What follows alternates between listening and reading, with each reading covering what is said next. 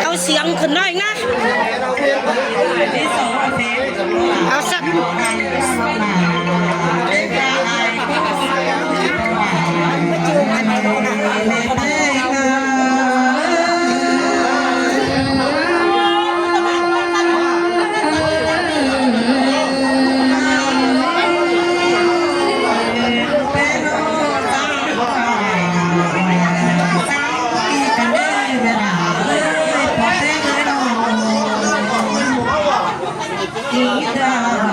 เอาสักจำโซ่ไปกัน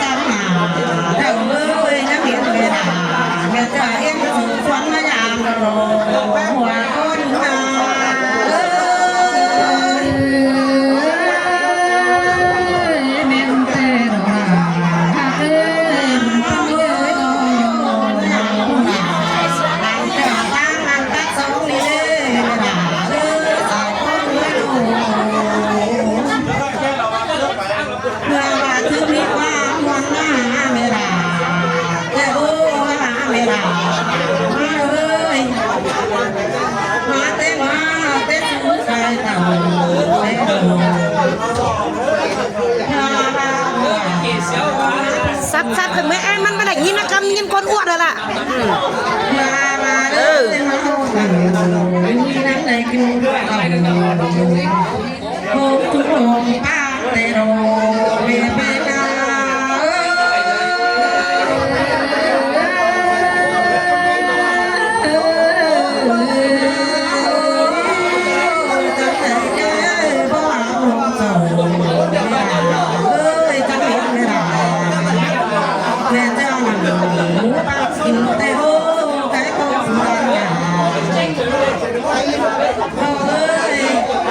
Hãy subscribe cho kênh Ghiền Mì Gõ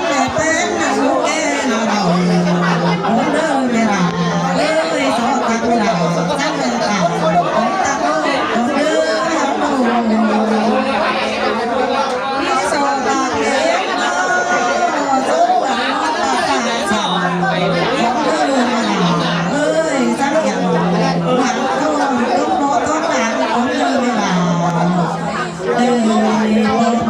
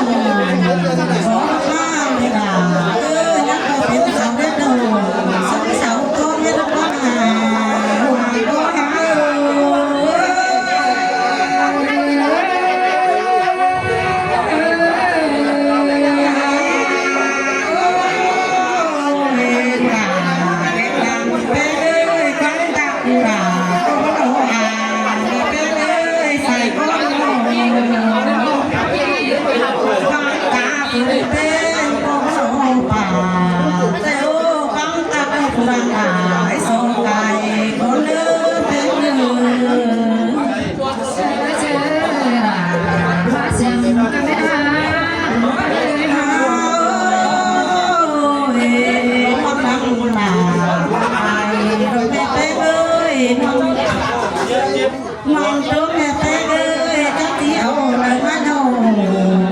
ไม่ได้ลาเอ้ยมองก่อนลูกเราพ่อน้องเตะ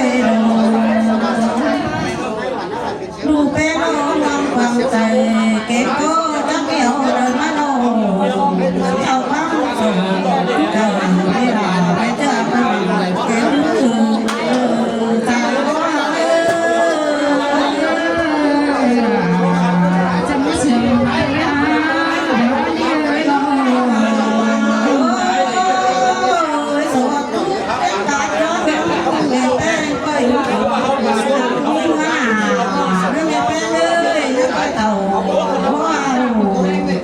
ดังหอยข้าวเปียกเต้ไม่ด่าเลยสายเสื่อมอ้ายยังมายินเสียงกันเลยยิ่งส่งเลยยิ่งส่งเลยนะมวนเดอล่ะมวนเดอเรียกมาเกยนะโอ้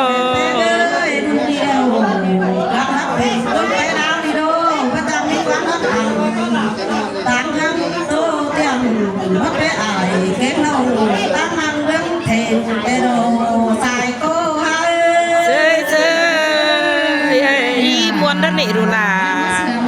แม่อิมเอ้ยฟังกับเป็นหลานเอาหายโดไม่ลาไม่ลาแก่เอ้ยหายคนเป็นโกวัดเตะสอดโอ้ยไม่ลาเก็บคือดูไม่เป็นก็เป็นอ่ะ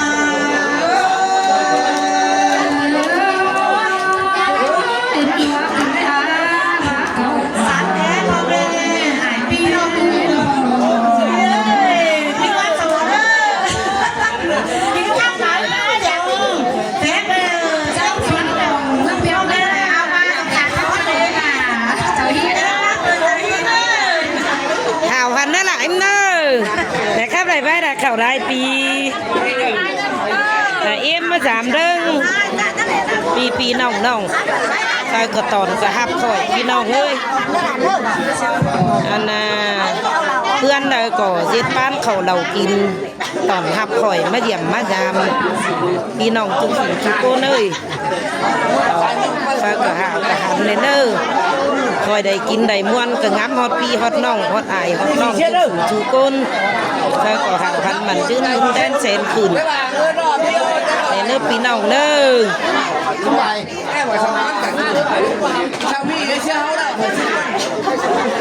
เอ้ยน้องเคยพี่ครับมันมาเต่าไทยชาวมีเราเนาะอะไรก่อนชาวยี่เปล่าเนาะไม่หลังโอ้บุญเลยข่าวหันเนื้อพี่น้องจุกโก้เนอจางคับบินไม่ได้สวมหน้าหลานเช้านี้จางคับบินมานะน้ำข้างกลางขวานความน้ำอยู่นี่นะเช้าจางบาโนจางบาส่งเนื้อละทุกคนอาของนี่สิมาเช้านี้ความใจเช้านี้หลายคนแต่คนไม่ต้องคน